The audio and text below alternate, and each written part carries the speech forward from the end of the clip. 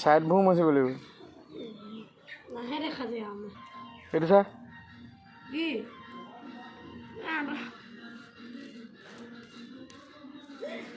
সেই গুৰিত মাছ আকৌ গুৰিত